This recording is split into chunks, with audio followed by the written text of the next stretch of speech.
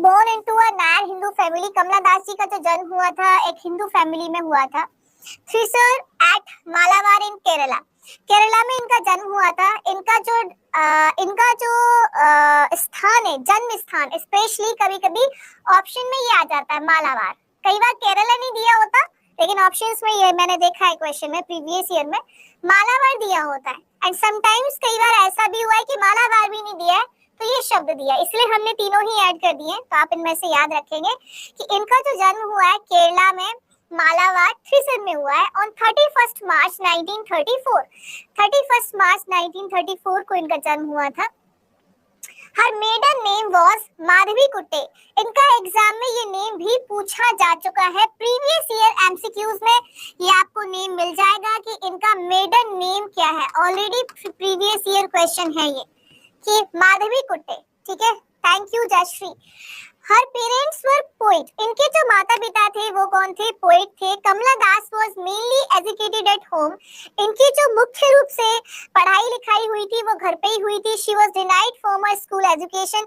इन्होंने मना कर दिया था स्कूल जाके पढ़ाई करने का। She was inspired by her great uncle Nalapat Narayan. इनको जो प्रेरणा मिली इनके अंकल नारायण से इनको प्रेरणा मिली। And by her mother Balamani Amma, और इनकी माताजी से इनको प्रेरणा मिली। Who was well known Malayalam poet, जो काफी प्रसिद्ध क्या है मलयालम पोइट है इनकी माँ। Kamala Das first attended a European school. जब इन्होंने पहली बार पढ़ाई करना शुरू किया तो इन्होंने एक यूरोपियन स्कूल इन कैलकाटा में इन्होंने पहली बार पढ़ाई करना शुरू किया। तो कभी कभी एग्जाम में ऐसा क्वेश्चन भी आ जाता है कि इन्होंने जब पहली बार स्कूल अटेंड किया तो वो कहाँ का था। So a European school in Calcutta, एक यूरोपियन स्कूल था कैलकाटा में, वहां पे इन्होंने पहली बार पढ़ाई करना फिर शुरू किया। एलिमेंट्री स्कूल एट पुनियारकुलम, ये जो इनका शुरू का था पुनियारकुलम में इन्होंने पढ़ाई किया और यहाँ पढ़ाई किया। She did not receive a university education. Exam में इस तरीके से भी क्वेश्चन आता है कि कौन सा ऐसा पोइट है जिसने यूनिवर्सिटी एजुकेशन नहीं ली। तो कमला दास जी ने यूनिवर्सिटी एजुकेशन नहीं प्राप्त की थी। हाय, ठीक है। तो कमला दास जी के बारे में क्या क्या बातें इंपॉर्टेंट है कि इनका जन्म 31 मार्च 1934 को हुआ। कहाँ पे हुआ जन्म? केरला में हुआ। केरला में किस जगह में हुआ? मालाबार में हुआ। मेडन नेम क्या है? माधवी कुट्टे, जो एग्जाम में पूछ लिया जाता है। शुरू उनकी जो इनकी मुख्य रूप से पढ़ाई हुई थी घर पे हुई, उसके बाद इन्होंने जो एडमिशन लिया कैलकाटा के यूरोपियन स्कूल में इन्होंने एडमिशन लिया, और एलिमेंट्री जो पढ़ाई हुई वो केरला का ही स्कूल है, क्या है? Punnayurkulam. She did not receive a university education. ये पॉइंट ऑप्शंस में मिल जाता है कि किसने university early age of 15 in 1949। इनकी जो शादी थी बहुत ही यंग एज में हो गई थी। जब ये 15 साल की थी 1949 में इनकी शादी हुई। जब मात्र इनकी उम्र कितनी थी? 15 साल की थी, तभी इनकी शादी हो गई थी। और जो इनके हस्बैंड थे वो आरबीआई में काम करते थे, रिजर्व बैंक ऑफ इंडिया के क्या थे? एम्प्लॉय थे, और इनसे काफी ज्यादा बड़े थे, बहुत ज्यादा बड़े थे। She was her life miserable in the company of a lustful husband. तो इनके जो हस्बैंड थे वो कैसे थे? बहुत ज्यादा कामुक भावना के थे, लस्टफुल थे। He treated her in a very rough and cruel manner। तो जो इनका जो पर्सनल जीवन था वो बहुत ज्यादा खराब था, क्योंकि ये इनको बहुत क्रूअली इनके साथ व्यवहार करते थे अपनी पत्नी के साथ। Being totally lost in office work, मतलब पूरा का पूरा या तो ऑफिस में जाना है या घर पे आना है, तो जानवरों जैसा व्यवहार करना है अपनी पत्नी के साथ। He neglected her, तो उसको नजरअंदाज भी किया करते थे अपनी पत्नी को। It had been a hollow relationship. ये जो रिलेशनशिप थी एक प्रकार से खोखली थी, मतलब खोखली इन द सेंस कि एक तरफ से वो रिलेशनशिप भी नहीं थी, जंगल जैसा व्यवहार करना और बिल्कुल ध्यान ना देना, बिल्कुल भी ध्यान ना देना, लाइक इस तरीके का एक रिश्ता था, एक खोखला रिश्ता था।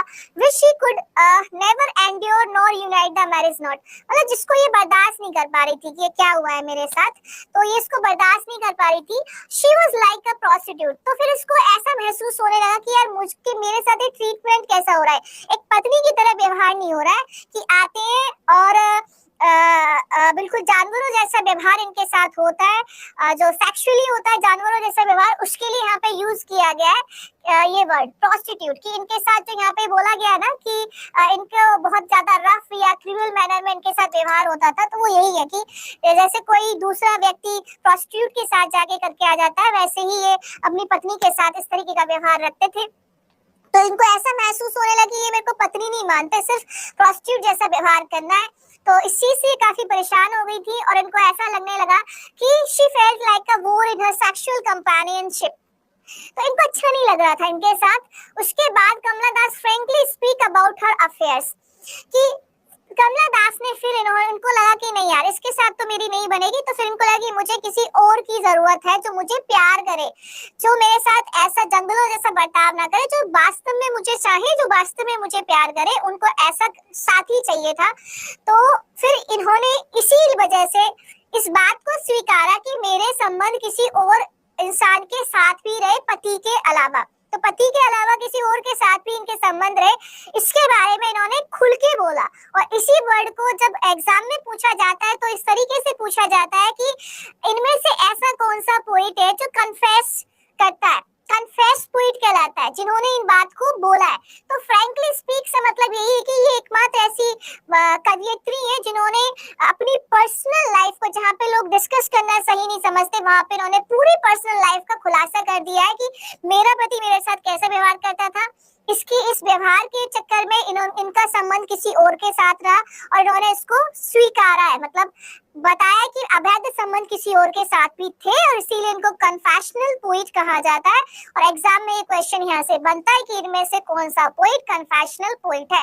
तो कमला दास ने अपनी सेक्सुअल लाइफ के बारे में स्पष्ट रूप से बोला है कि इनके संबंध अन्य आदमियों के साथ थे, हालांकि इनके संबंध अन्य आदमियों के साथ रहे, उसके बावजूद भी इनको वो संतुष्टि नहीं मिली जो इनको चाहिए थी इन द सेंस कि उनको समझे कोई, इनकी भावना को समझे। इवन इन देयर कंपनी, भले ही इनके संबंध लोगों के साथ रहे पति के अलावा, लेकिन इनको वो चीजें नहीं मिली कि जो इनको एक चाहिए था कि इनको मन को कोई समझे। She failed to get much happiness, इनको ज्यादा खुशी नहीं मिली। इमोशनली सेटिस्फेक्शन इनको अगेन नहीं मिला। सो कमला दास हैड 3 सन्स, कमला दास के 3 बेटे थे जिनका नाम है MD Nalapat, Chinnen Das and Jaisurya Das. Her elder son Madhav Das Nalapat was formerly a resident editor of the Times of India. खैर, हमारे लिए इम्पोर्टेंट बात है कि कमला दास कैसी पोइट है, फ्रैंकली बात करती है और इन्होंने कन्फेशनल पोइट ये कहलाती है। Kamala Das wrote in a both. अब नेक्स्ट हमारे लिए इम्पोर्टेंट क्या है एग्जाम के लिए, कमला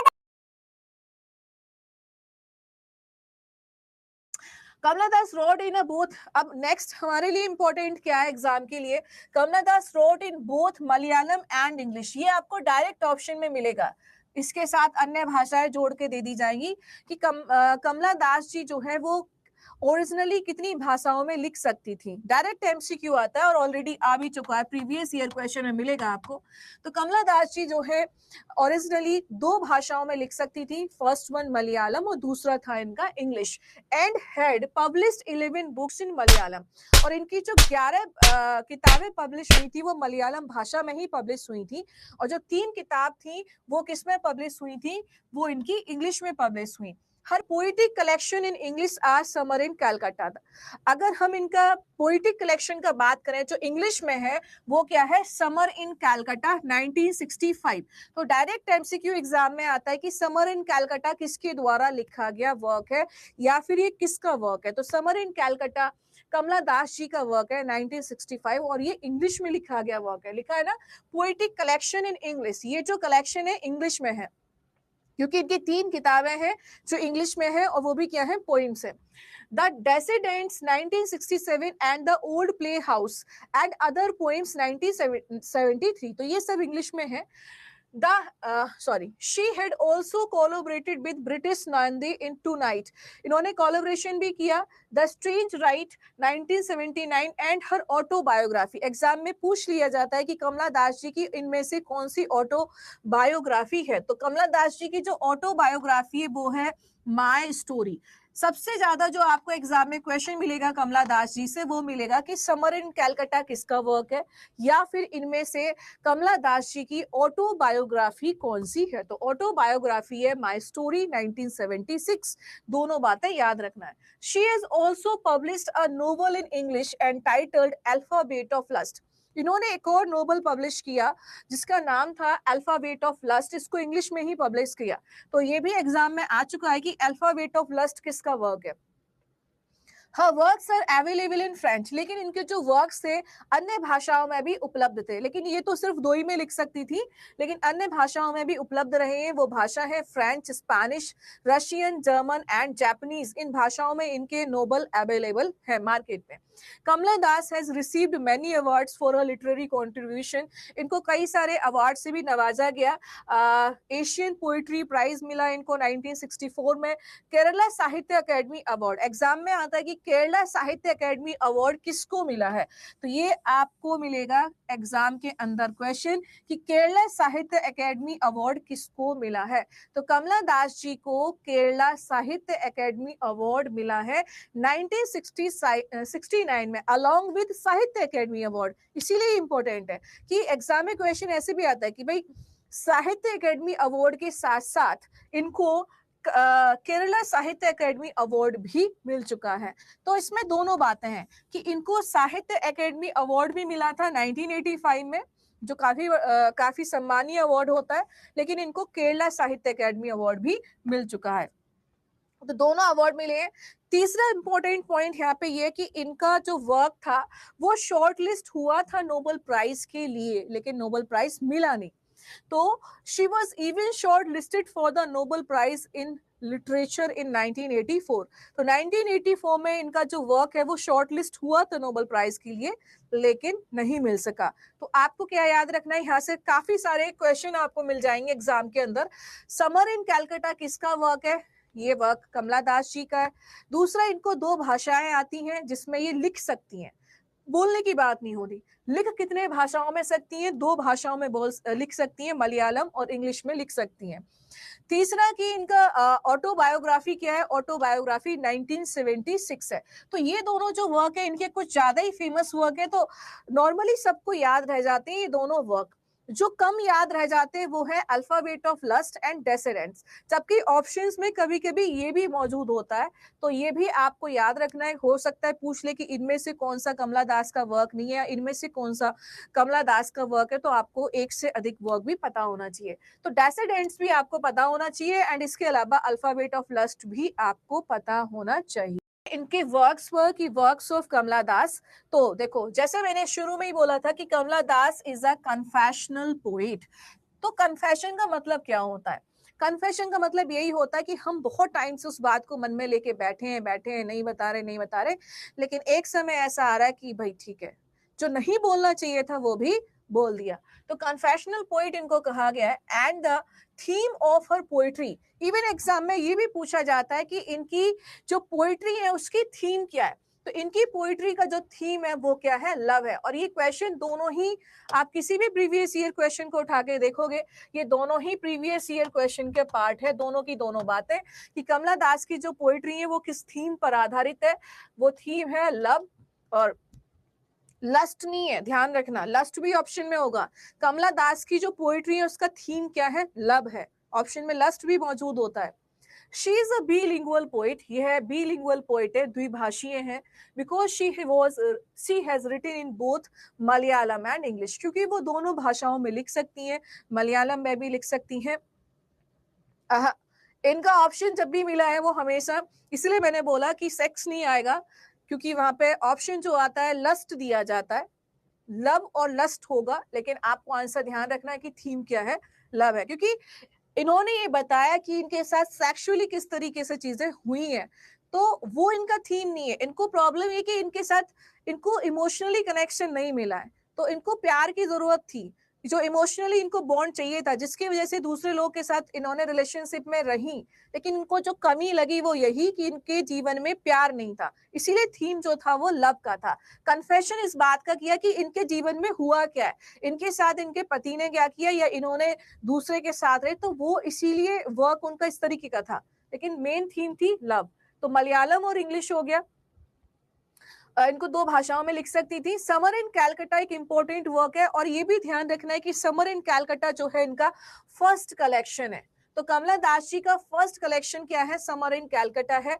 और अगर हम देखेंगे इसमें कितनी पोइम्स है, तो इसमें 50 पोइम्स है, and most of them have the theme of love. तो अधिकतर इनकी जितनी भी अधिकतर जो पोइम है उसका थीम क्या है, लव ही है। ठीक है, नेक्स्ट पे चलते हैं। इसके आ जाता है ये वर्क, जैसे मैंने कहा कि ये भी इंपॉर्टेंट है, तो मोस्ट ऑफ द लिखा है। मोस्ट ऑफ द का मतलब हो जाता है कि अधिकतर कविताएं का जो थीम है वो लव होगा। इसका मतलब जो बची हुई है उनकी थीम अलग हो सकती है। अब वो क्या थीम होगी वो हम यहाँ से इंपॉर्टेंट आपको कराएंगे, लेकिन ये ध्यान रखना कि summer in Calcutta first collection है इनका, राइट। और माई स्टोरी ऑटोबायोग्राफी है। तो ये जो वर्क है 1967 में हुआ। This is the second collection of poems. तो कविता जी का जो फर्स्ट कलेक्शन ऑफ पोएम है वो है समर इन कैलकाटा। दूसरा सेकंड कलेक्शन ऑफ पोएम्स क्या है आपका, द डेसिडेंट्स, और इट कंटेन्स 23 पोएम्स। इसमें 23 पोएम है, और इनका most of these poems are further variation of her favourite theme of sexual love. अब यहाँ पे अलग है, इसमें अगर आप देखेंगे तो इनका जो है थीम क्या हो रहा है, सेक्सुअल लव रहा है इसके अंदर। तो समर इन कैलकाटा का थीम अलग है, और डेसिडेंट के जो पोएम का कलेक्शन है उसकी जो पूरी की पूरी थीम है इसमें सेक्सुअल लव के बारे में बताया गया है। The poetess quest for an ideal relationship continues bringing its wake pain and pleasure. मतलब इनका जो चाहा था कि इनको प्यार मिले, लेकिन वो प्यार तो मिला नहीं, तो ये सब चीजें इसमें दिखाया गया है। And sense of loneliness figure prominently in these poems. A note of pessimism is all pervasive in the poem volume of poems. Her personal frustration and sense of loneliness figure prominently in it. कुल मिला के बात वही है कि इन्होंने अपनी personal frustration को उजागर किया है। The poetess has finally discovered that her search. अंत में जाके इनको जो चाहिए था वो बाद में मिल जाता है, ऐसा दिखाया गया है। ठीक है, इंपॉर्टेंट लाइन यहाँ से अगेन एग्जाम में प्रीवियस ईयर एमसीक्यू बन चुका है। सो ये इनका जो एज इट इज वर्ड्स है एग्जाम में डायरेक्ट आते हैं। तो वर्ड क्या है, आई एम एन इंडियन, मैं एक भारतीय हूँ। Very brown, born in Malabar. Very brown मतलब इनका कलर कैसा है वो बताया इन्होंने। आई स्पीक 3 लैंग्वेजेस, मैं 3 भाषाओं को बोल सकती हूँ। राइट इन 2, लेकिन मैं 2 भाषाओं में लिख सकती हूँ। ड्रीम इन 1, सपना केवल एक का है। Don't write in English, English में मत लिखो, ऐसा लोग इन्हें कहते हैं। They said English is not your turn, English आपकी भाषा नहीं है, ऐसा लोग इनको बोलते हैं। Why not leave me alone, Kamala Das ji कहती है कि मुझे अकेला क्यों नहीं छोड़ देते हो।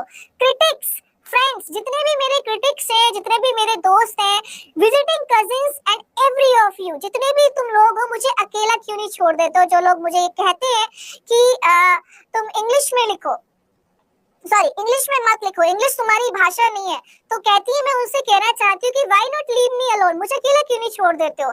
चाहे वो क्रिटिक है, चाहे वो दोस्त है, चाहे कोई भी है, मुझे अकेला छोड़ दो, इसने इन्होंने ऐसा बोला। खैर, इनका जो एग्जाम में एज इट इज कोट आता है वो आता है ये, I speak 3 languages, right in 2, dream इन 1। ये आपको ऑप्शन में मिलेगा कि ये कहे गए शब्द किसके हैं। तो ये कहे गए शब्द किसके हैं, कमला दास जी के हैं, और ये एग्जाम में रिपीटेडली आ चुका है। हमने पूरा लाइन लिख दिया है, लेकिन आपको ये बात याद रखनी है स्पेशली कि 2 भाषाओं में बोल सकती है, और सॉरी 2 भाषाओं में लिख सकती है, 3 में बोल सकती है, सपना एक का है। बायोग्राफी, ये फिक्शनल ऑटोबायोग्राफी है, मनगढ़ंत है। It can be seen as a voice of protest from feminist perspective. इन्होंने यहाँ से दिखाया है, एक तरीके का आंदोलन दिखाया है स्त्री की पर्सपेक्टिव से, मतलब स्त्री की अवधारणा से इन्होंने यहाँ पे दिखाया है कि कैसे हमें प्रोटेस्ट करना है। It has been translated into 14 languages, इसको 14 भाषाओं में ट्रांसलेट किया जा चुका है। Kamala Das has written many short stories and essay. Kamala Das ji ने तमाम सारी छोटी छोटी कहानियां लिखी और इन्होंने एसे भी लिखा था, ठीक है। और इनका जो इम्पोर्टेंट एसे है वो क्या है, what women expect out of marriage and what they get। तो मतलब यही बात है, यहाँ पे जो बात हो रही है ना वॉइस ऑफ प्रोटेस्ट से, मतलब यही है कि ऐसा अधिकतर अभी भी होता है, पहले भी होता था, ऐसा अधिकतर अभी भी होता है। जब किसी लड़की की कम उम्र में शादी हो जाती है तो ऐसा उसके साथ होता है, अभी भी इवन आज के टाइम पे भी ऐसी चीजें होती हैं। तो उसी चीज के बारे में है कि क्या महिला एक्सपेक्ट करती है शादी से और उसके साथ हो क्या जाता है, ये चीज यहाँ पे बताया गया। इस पे एक ऐसे इन्होंने लिखा है। पोएम है फिर इनका द हाई टाइड, नानी, blood after the illness etcetera. तो ये इनकी पोएम है। नानी कभी कभी पूछ ली जाती है किसके द्वारा लिखी गई है, नानी, तो ध्यान रखेंगे ये भी इन्हीं का पोएम है कमला दास जी का। चलिए, तो कमला दास जी से रिलेटेड जो इम्पोर्टेंट बातें थी वो सब कुछ कह रहे आजकल बॉयज के साथ होता है बॉयज के साथ नहीं होता है भाई, शादीशुदा जिंदगी में वो लड़की के साथ होता है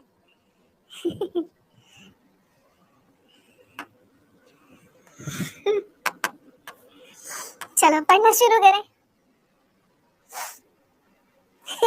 जो बात इन्होंने बोली है ना वो प्रेजेंट टाइम में लड़कियों के साथ होता है, लड़कों के साथ नहीं होता है भाई। चलो अब शुरू करते हैं दूसरा। तो कमला दास जी के बारे में जो भी इम्पोर्टेंट था वो मैंने बता दिया। अभी हम निज़िम को पढ़ेंगे।